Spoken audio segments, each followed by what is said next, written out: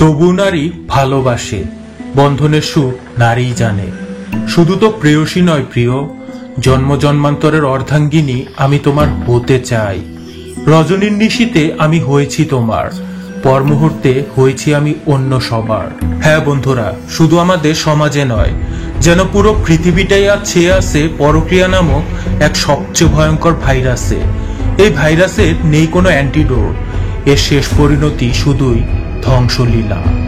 তাই আজ আমি তোমাদের কাছে এক্সপ্লেন করব 2021 সালে মুক্তিপ্রাপ্ত পরকীয়ার প্রেমের মুভি টিলটেড। মুভিটির মূল চরিত্র অভিনয় করেছে জনপ্রিয় অভিনেত্রী মেগান ফক্স। কিন্তু কি হবে তখন যখন মেগান ফক্সের হাজবেন্ড জানতে পারবে তার সুন্দরী স্ত্রী পরকীয়ায় জড়িত? সেটা জানতে হলে ভিডিওটি দ্য এন্ড অবধি দেখতে হবে। মুভির শুরুতে আমরা এমা নামের একটি মেয়েকে দেখতে পাই, যে টম নামের কারোর সাথে একটি হোটেলে ছিল। হ্যাঁ বন্ধুরা, টমের সাথে এমার এক্সট্রা ম্যারিটাল অ্যাফেয়ার চলছিল। মানে এমার তার হাজবেন্ডকে দিয়ে পোষাচ্ছিল না, তাই সে টমকে দিয়ে তার কাজ চালাচ্ছিল। কিন্তু এমা এখন তাদের এই রিলেশনটা আর বাড়াতে চাচ্ছিল না, কারণ সে ভয় পাচ্ছিল এমার হাজবেন্ড মার্ক, যে কিনা শহরের খুব নামকরা লয়ার। সে যদি কোনোভাবে এই ব্যাপারটা জানতে পারে তবে আর রক্ষা নেই। এদিকে টম আর কেউ না, সে আমার হাজবেন্ড মার্কের অ্যাসিস্ট্যান্ট ছিল। মানে মার্কের হাজবেন্ডের অ্যাসিস্ট্যান্টের সাথে আমার পরকীয়া ছিল। আচ্ছা যাই হোক, আর তাই এমা সে রাতে টমের সাথে ব্রেকআপ করে নেয়। কিন্তু টম এমাকে ছাড়তে চাচ্ছিল না, কারণ সে আমাতে খুবই মজা পাচ্ছিল। তাই সে আমাকে আগামীকাল মিট করতে বলে। কিন্তু এমা এতেও রাজি হয় না, কারণ আগামীকাল এমার ম্যারেজ অ্যানিভার্সারি, আর সে তার হাজবেন্ডের সাথে নতুনভাবে তার ম্যারিড লাইফটা শুরু করতে চাচ্ছে। তো এসব কিছুতে টম খুব দুঃখী হয়ে পড়ে, আর তার বলার কিছুই ছিল না। সে শুধু চুপ করে এমার এভাবে চলে যাওয়াটা দেখতে থাকে। নেক্সট ডে সকাল হতেই এমা তার হাজবেন্ডের অফিসে চলে আসে, কারণ অ্যানিভার্সারি উপলক্ষে এমার প্ল্যান ছিল আজ রাতে তারা দুজন বাইরে কোথাও ডিনারে যাবে। এমা অফিসে এসেই সে তার হাজবেন্ডের টেবিলে একটা ক্রাইম ফাইল দেখতে পায়। এটা আসলে ববি নামে এক ক্রিমিনালের ফাইল ছিল, যে 10 বছর আগে এমার বাড়িতে চুরি করতে এসেছিল এবং তাকে মারাত্মকভাবে আহত করে তাকে রেপও করতে চেয়েছিল।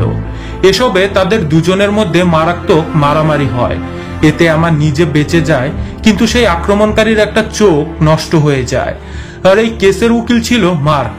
আর এই মামলা দীর্ঘদিন ট্রায়ালে চলার কারণে মার্কের সাথে আমার প্রেমের সম্পর্ক হয়ে যায়, আর তারপর তারা বিয়ে করে নেয়। কিন্তু হঠাৎ এত বছর পর এই মামলাটার ফাইল এখানে কেন? এমা এটা যখন বোঝার চেষ্টা করছিল তখনই সেখানে মার্ক চলে আসে, মানে আমার হাজবেন্ড আর কি। এমা তখন জিজ্ঞেস করে এই ফাইলটা এখানে কেন, কিন্তু মার্ক তখন এই প্রশ্নের কোনো উত্তর না দিয়ে প্রশ্নটি ইগনোর করে। তো যাই হোক, অফিস থেকে বের হবার সময় লিফটে তাদের দেখা হয় টমের সাথে। সেখানে হঠাৎ টমকে দেখে এক মুহূর্তের জন্য আমার হৃদস্পন্দন বন্ধ হয়ে যায়, কিন্তু টম পরিস্থিতিটা খুব ভালোভাবে মেনটেন করে নেয়। মার্ক বুঝতেই পারে না তাদের পরস্পরের মধ্যে কোনো সম্পর্ক রয়েছে। তো রাতে তারা খুব দামি একটা রেস্টুরেন্টে ডিনার করতে যায়। এখানে মার্ক আমাকে খুব দামি একটা নেকলেস গিফট করে, আর সেটা সে নিজ হাতে খুব রোমান্টিক মুড নিয়ে আমাকে সেটা সে পরিয়ে দেয়। ডিনার শেষে মার্ক আমাকে আরো সারপ্রাইজ দিতে চায়, তাই সে আমার চোখ বেঁধে তাকে কোথাও নিয়ে যেতে থাকে। অনেকটা সময় চলে যায়, কিন্তু গাড়ি থামছেই না। অ্যানা মার্কের কাছে বারবার তাদের গন্তব্যটা জানতে চাইলেও মার্ক চুপ থাকে। এমা তখন চিন্তিত হয়ে সে নিজেই তার চোখের বাঁধন খুলে ফেলে, আর তখন সে তার চোখের সামনে তাদের একটা লেক হাউস দেখতে পায়। লেক হাউস মানে হচ্ছে লেকের মাঝখানে বাড়ি, তবে লেক কিন্তু ঠান্ডায় জমে বরফ হয়ে গিয়েছে।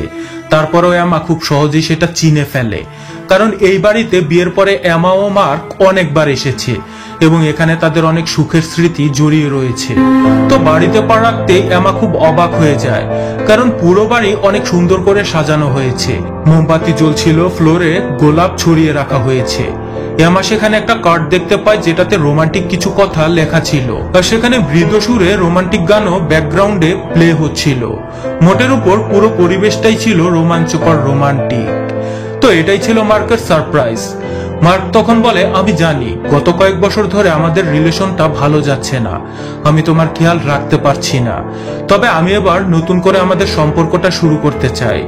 মার্কের এসব কথা শুনে এমা খুব খুশি হয়ে যায় এবং সেখানে তারা কোয়ালিটি টাইম স্পেন্ড করে। তো পরদিন সকালে এমার যখন ঘুম ভাঙে তখন সে দেখে মার্ক তার হাতে হ্যান্ডকাপ পরিয়ে রেখেছে, আর সেই হ্যান্ডকাপের অন্য পাশ মার্কের হাতে বাঁধা। তো এমা খুব দ্রুতই বুঝে যায় সে বেশ বড়সড় বিপদে পড়তে যাচ্ছে, কারণ সে তার স্বামীকে বেশ ভালোভাবেই চেনে। কিন্তু এমা বুঝতে ছিল না যে মার্কের মাথায় কি প্ল্যান চলছে। তো এমা তখন মার্ককে এসবের কারণ জিজ্ঞেস করলে মার্ক এনার দিকে ডার্ক লুক দিয়ে বলে, এখন চলে যাবার সময় হয়েছে। আর এটা বলেই সে তার বন্দুক দিয়ে নিজের মাথায় শুট করে দেয়। এসব কিছু দেখে এমা খুব ঘাবড়ে যায় এবং সে খুব ভয়ও পেয়েছিল। এমা তখন কি করবে কিছু বুঝতে না পেরে সেখানে কিছুক্ষণ চুপচাপ বসে থাকে। তো এরপর এমা তার হাতের হ্যান্ডকাপ খোলার চেষ্টা করে, তাই সে বন্দুক দিয়ে হ্যান্ডকাপ ভাঙার চেষ্টা করে, কিন্তু বন্দুকে কোনো গুলি ছিল না। এমা তারপর ইমার্জেন্সি সাহায্য চাইতে 911-এ কল করে, কিন্তু সব মুভির মতো এই মুভিতেও ফোনের নেটওয়ার্ক কাজ না করায় এই বুদ্ধিটাও তার কাজে লাগে না। তো এরপর এমা লাশ টানতে টানতে আলমারির দিকে নিয়ে যায়, কারণ সে নাইট ড্রেস পরেছিল, গায়ে কাপড় ছিল না, ঠান্ডায় তার শরীর জমে যাচ্ছিল। কিন্তু আলমারি একদম ফাঁকা ছিল, সেখানে শুধু বিয়ের ড্রেসটাই ছিল, যে ড্রেস পরে ঠান্ডা থেকে বাঁচা যাবে না। তো এমা তখন সেখানে একটি লকার দেখতে পায়, যেটা সম্পর্কে সে কিছুই জানে না। তো এমা তখন মার্কের শার্ট খুলে সে সেটা নিজে পরে নেয় এবং সে তার নিজের ফোন খুঁজতে থাকে। খোঁজাখুঁজির পর সে তার ফোনটি একটা ফুলদানির ভেতরে পায়, মানে তার ফোনটিও পানিতে ভিজিয়ে নষ্ট করে ফেলা হয়েছে।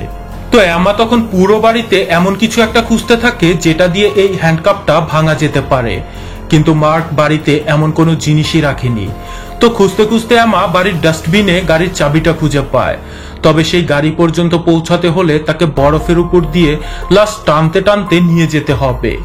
কিন্তু এই ঠান্ডা বরফের উপর দিয়ে যাবার জন্য এমার পায়ে কোনো জুতোও ছিল না, এজন্য সে বিয়ের ড্রেস কেটে তার পায়ে বাঁধে আর মার্কের প্যান্ট পরে কোনোভাবে গাড়িতে গিয়ে পৌঁছায়। এরপর লাশ গাড়িতে রেখে সে গাড়িটা স্টার্ট করার চেষ্টা করে, কিন্তু গাড়ির ইঞ্জিন স্টার্ট হয় না। কিভাবেই বা স্টার্ট হবে, কারণ মার্ক তো আগেভাগেই সকল পেট্রোল গাড়ি থেকে বের করে ফেলে দিয়েছে। তো হঠাৎ করে গাড়িতে একটা গান প্লে হয়ে যায়, এটা হচ্ছে তাদের বিয়ের গান। আর গান শেষ হতেই মার্কের একটা ভয়েস রেকর্ড প্লে হতে থাকে, যেটা থেকে আমরা জানতে পারি মার্ক টম আর এমার সম্পর্কে আগে থেকেই জানতো। আর মার্ক এমার দেয়া কষ্ট সহ্য করতে না পেরে সে নিজে মরে এমাকে ফাঁসিয়ে দিয়ে গেছে। তো যাই হোক, এমার এখন এসব নিয়ে আফসোস করার সময় নেই, তাই সে মার্কের লাশ টেনে টেনে বাথরুমে নিয়ে আসে এবং তার বডিতে লেগে থাকা সব রক্ত ধুয়ে ফেলে। তার গলায় থাকা নেকলেসটাও সে খুলে ফেলার চেষ্টা করে, কিন্তু পারে না। তো এমায়ের পর বেসমেন্টে যায়, যদি সেখানে কিছু একটা সে পেয়ে যায় যা দিয়ে হ্যান্ডকাপটা কাটা যাবে, কিন্তু মার্ক সেখানেও সবকিছু ক্লিন করে রেখে দিয়েছিল। এমা তেমন কিছুই খুঁজে পায় না যা দিয়ে হ্যান্ডকাপটা কাটা যাবে। তো এমা মার্কের লাশটা নিয়ে বেসমেন্ট টু বাসা, বাসা to garage, garage to bathroom, এমন উপর নিচ করতে করতে সে একদম ক্লান্ত হয়ে যায়, কিন্তু তবু সে থামে না। তারপর সে যখন তার রুমে গিয়ে পৌঁছায়, যেখানে আমার ছবি টানানো ছিল, সেখানে আমার চেহারা কেটে ফেলা হয়েছে, এর সাথে টমের কিছু বাড়তি ছবিও অ্যাড করা হয়েছে। তার মানে মার্ক অনেক আগে থেকেই তাদেরকে ফলো করতেছিল। তারপর হঠাৎ একটা মুহূর্তের জন্য এমা খুব ভয় পেয়ে যায়। অন্ধকারের এক কোনায় তার মনে হলো ববি দাঁড়িয়ে রয়েছে। ববি হচ্ছে সেই চোর প্লাস রেপিস্ট যে 10 বছর আগে এমার উপর আক্রমণ করেছিল, এবং সেই কথা মনে করে এমাকে অনেক বছর ডিপ্রেশনের ওষুধ খেতেও হয়েছিল।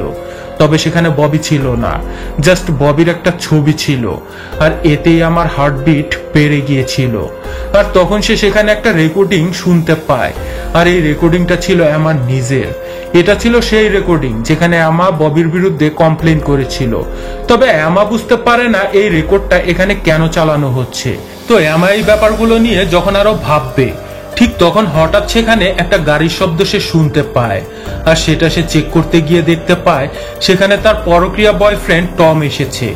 এমা তখন টমকে বলে, তুমি এখানে কেন এলে? তখন টম বলে, তোমার ফোন থেকে আমাকে মেসেজ করে বলা হয়েছে তুমি এখানে বিপদে আসো আর তোমাকে যেন সাহায্য করা হয়। তখন এমা বুঝতে পারে এটা মার্কেরই কাজ, আর সেই সাথে এমা এটাও বুঝতে পারে মার্ক হয়তো তাদের দুজনকে একসাথে ফাঁসাতে চাচ্ছে।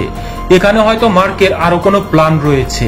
এখানে টমের কাছ থেকে এমা জানতে পারে গত রাতে মার্কের অফিসে পুলিশের রেড পড়েছে, কারণ মার্ক কেস জেতার জন্য অনেক ইলিগাল মানে 2 নাম্বার ডকুমেন্টস তৈরি করত, আর এটা ধরা পড়ে গিয়েছে। এজন্য মার্কের ক্যারিয়ার পুরোই শেষ। তো তো মার্ক যদি জীবিত থাকতো তবে তাকে সারা জীবন জেলে কাটাতে হতো। তাই মার্ক নিজেও মরে, এমাকেও মারবে, টমকেও মারবে। তখন এমা বুঝে যায় এখানে আরো রহস্যের খেলা বাকি রয়েছে। তবে কি রহস্যের খেলা বাকি রয়েছে এ সম্পর্কে তাদের কোনো আইডিয়াই ছিল না। তো এমা তখন টমকে পুলিশকে ফোন করতে বলে, কিন্তু টম এতে রাজি হয় না। সে আমাকে বলে পুলিশ যদি এখানে আসে তাহলে মার্কের মার্ডার কেসে পুলিশ তোমাকে গ্রেফতার করবে, কারণ মার্ক তার মৃত্যুর সমস্ত প্রুফ তোমার উপরেই ছেড়ে গেছে, আর তাই তুমি নিজেকে কখনোই নির্দোষ প্রমাণ করতে পারবে না। টম আর এমা যখন এসব বিষয় নিয়ে কথা বলছিল তখন তারা ওখানে আরো একটি গাড়ির শব্দ শুনতে পায়। তখন টম এমাকে লুকিয়ে পড়তে বলে। বিপদের গন্ধ পেয়ে টম এনাকে অনুরোধ করে বলে, বাহিরে যাই কিছু হোক না কেন তুমি কিছুতেই বের হবে না। এই বলে টম অপেক্ষা করে সেই লোকটির সাথে কথা বলবার জন্য। তো এই লোকটির নাম হলো জিমি, আর সে বলে আমাকে এই বাড়ির মালিক ফোন করে আসতে বলেছে, আমি বাড়ির ওয়্যারলেস সিস্টেমটা ঠিক করতে এসেছি। তো টম বুঝে যায় লোকটি মিথ্যে কথা বলছে, কারণ টম এই বাড়িতে আসার সময় এই গাড়িটিকে সে রাস্তার পাশে পার্ক করা অবস্থায় দেখেছিল। এর মানে হচ্ছে এই গাড়িটি টমকে ফলো করতে করতে এই বাড়িতে এসেছে। টম লোকটিকে তখন কিছু ডলার দিয়ে বিদায় করতে চায়, কিন্তু সে এতে রাজি হচ্ছিল না। সে বলে আমি 250 কিলোমিটার দূর থেকে যেহেতু এসেছি তাই আমি কাজ করে তবেই যাব। টম তখন বুঝে যায় বিপদ এখন তাদের নাকের ডগায়। ঠিক তখনই গাড়িটি থেকে আরো একটি লোক বেরিয়ে আসে, আর সে বের হয়ে এসে কোনো কথা ছাড়াই চাকু দিয়ে টমকে বারবার স্টেপ করতে থাকে। এতে টম সেখানেই মৃত্যুর কোলে ঢলে পড়ে এবং সে একটা ধাক্কায় দরজাটা ভেঙে ঘরে ঢুকে পড়ে। আর এই লোকটি আর কেউ নয়, এটাই হলো সেই ববি, যে 10 বছর আগে এমার উপর আক্রমণ করেছিল। ববিকে দেখে তো এমার হাত পা কাঁপতে থাকে, আর তার বুঝতে দেরি হয় না কেন ফাইলটা মার্কের কাছে ছিল, কারণ মার্কই 2 নম্বরই করে ববিকে জেল থেকে বের করে এনেছে, আর এটা সে করেছে টম আর এমাকে খুন করাবার জন্য। তারপর ববি আর জিমি মিলে পুরো বাড়িতে এমাকে খুঁজতে থাকে, আর এদিকে এমা লুকিয়ে বাড়ি থেকে বের হয়ে শেডে গিয়ে পৌঁছায়, আর সেখানে সে হ্যান্ডকাপ ভাঙবার জন্য হ্যামার জাতীয় কিছু একটা পেয়ে যায়। পরিশেষে সে হ্যান্ডকাপটা খুলতে সফল হয়, কিন্তু হ্যান্ডকাপ ভাঙতে গিয়ে অনেক জোরে শব্দ হয় যেটা জিমি শুনতে পায়, আর রক্তের দাগ ফলো করে জিমি সেই শেডে এসে পৌঁছায়। তবে এমা ততক্ষণে লুকিয়ে পড়ে, কিন্তু এখানে তারা মার্কের লাশ দেখে ববি বুঝতে পারে এমা এখানেই ছিল। সে এখানে আমার হ্যান্ডকাপটিও দেখতে পায়, আর রক্তাক্ত পায়ের ছাপ দেখে ববি পুরোপুরি শিওর হয়ে যায় যে এটা এমারই পায়ের ছাপ, আর সে খুব একটা দূরেও যেতে পারেনি। তো ববি আর জিমি তখন সেখানে দাঁড়িয়ে এমাকে খোঁজার প্ল্যান করতে থাকে, কিন্তু এমা সেখানেই লুকিয়ে ছিল, যা তারা বুঝতে পারে না। তো এখন আমরা জানতে পারি মার্ক মরার আগে ববিকে বলেছিল এই বাড়ির লকারের ভেতরে অনেক দামি ডায়মন্ড রয়েছে, তবে লকারটা ফিঙ্গারপ্রিন্ট ও পাসওয়ার্ড দিয়ে সিকিউর করা। লকারের ফিঙ্গারপ্রিন্ট আমার, তবে পাসওয়ার্ড জানে আমার স্ত্রী, আর এই জন্য ববির এমাকে খুবই প্রয়োজন। তো এমা লুকিয়ে থেকে এসব কিছু শুনে ভীষণ ভয় পেয়ে যায় এবং ঘাবড়ে যায়, কারণ এমনিতেই এমা ববিকে জমের মতো ভয় পায়, কারণ সে জানে ববি কতটা ডেঞ্জারাস লোক। তো এরপর ববি আর জিম যখন ঘরে ফিরে যায়, এমা তখন সেই শেডে পেট্রোল ভরা একটা বোতল দেখতে পায়, যেটা সে টেনে গাড়ির কাছে নিয়ে যায়, আর পাম্প করে সে গাড়িতে পেট্রোল ভরতে থাকে। কিন্তু ববিও তখন এমাকে রুমে খুঁজে না পেয়ে গ্যারেজে চলে আসে, আর সেখানে সে গাড়িতে পেট্রোল ভরার জন্য পাইপলাইন দেখে সে বুঝে যায় এমা এখানেই কোথাও আছে, কারণ সে গাড়িতে তেল ভরার চেষ্টা করছিল। ববি আমাকে সেখানে খুঁজতে থাকে, কিন্তু এমা সেখান থেকেও কোনোভাবে বেঁচে গিয়ে নিচে বেসমেন্টে গিয়ে লুকিয়ে পড়ে, কিন্তু ঘরের ভেতরে সে যেতে পারে না, কারণ ঘরের ভেতরে জিমি তাকে খুঁজতে ছিল। আর অন্যদিকে ববি আমার প্রায় কাছেই চলে আসে, এমা ধরা পড়তেই যাবে, তখন সে তার হাতে থাকা গাড়ির রিমোট অন করে দেয়, যার ফলে গ্যারেজে থাকা গাড়িটা শব্দ করে ওঠে। এর ফলে জিমি আর ববি একসাথে দৌড়ে গ্যারেজে এসে পৌঁছায়, মানে ওরা মনে করে এমা হয়তো গাড়ি নিয়ে পালিয়ে যাচ্ছে, আর এই সুযোগে এমা পালানোর সুযোগ নেয়। সে ঘরের ভেতরে যায়, টমের জুতা পরে, আর তারপর সে লুকিয়ে পড়ে। এমা তখন বুঝতে পেরে যায় এখান থেকে পালানোটা এত সহজ নয়, তাই সে জিমি ও ববির উপর পাল্টা আক্রমণের সিদ্ধান্ত নিয়ে ফাঁদ পেতে লুকিয়ে পড়ে, এবং সুযোগ বুঝে এমা এদের দুজনের উপরেই আক্রমণ করে তাদেরকে ঘায়েল করে বাড়ির বাহিরে চলে আসে। আর সে তার পরকীয়া পার্টনার টমের গাড়ি নিয়ে সেখান থেকে পালানোর চেষ্টা করে, কিন্তু শেষমেশ সে আর বাঁচতে পারে না, ধরা তাকে পড়তেই হয়। ববি তাকে ধরে ফেলে এবং টেনে হিঁচড়ে বাড়ির ভেতরে নিয়ে আসে, কিন্তু এতে এমার একটা লাভ হয়। টমের যে ফোন ছিল সেই ফোন থেকে সে 911-এ কোনো মতে কল করতে পারে, কিন্তু কথা শেষ হবার আগেই ববি তার ফোনটি ভেঙে ফেলে। কিন্তু এমা তবু আশা করে পুলিশ হয়তো বুঝতে পারবে সে বিপদে রয়েছে এবং ফোনটি ট্র্যাক করে এখানে চলে আসবে। তো এরপর ববি এমাকে মার্কের সাথে আবারও একটা নতুন হ্যান্ডকাপ দিয়ে বাঁধে এবং অনেক মারধর করতে থাকে। এদিকে জিমি কিন্তু অনেক দুর্বল মনের মানুষ ছিল, তাই সে ববিকে মারামারি করতে বাধা দিতে থাকে।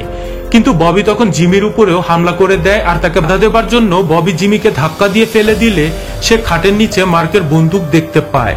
সে জানে না এর মধ্যে গুলি নেই। সে বন্দুকটি ববির দিকে তাক করে তাকে থামানোর চেষ্টা করে এবং বলে, তুমি এসব খুন খারাপি করো না, আমরা ডায়মন্ড নিতে এসেছি, তুমি আমার থেকে ডায়মন্ডটা নিয়ে নাও আর তারপর চলো আমরা চলে যাই। তো ববি তখন আমার সাথে একটা ডিল করে। সে বলে, আমি তোমাকে ছেড়ে দেব, কিন্তু বিনিময়ে তোমাকে ওই লকারের পাসওয়ার্ডটা আমাকে দিতে হবে। তো এমা তখন বলে, ওই লকারের পাসওয়ার্ড হচ্ছে আমাদের যে বিয়ের ডেট ছিল সেটা। তো এরপর সেই পাসওয়ার্ড আর মার্কের ফিঙ্গার দিয়ে ববি সেই লকারটি খুলে ফেলে, কিন্তু তার ভেতরে কোনো ডায়মন্ড ছিল না, শুধু একটা চাকু ছিল যার মধ্যে লেখা ছিল সব ডায়মন্ড এমার গলায় যে নেকলেসটা রয়েছে সেটার মধ্যে। তো বুঝতেই পারছো এবার কি হবে।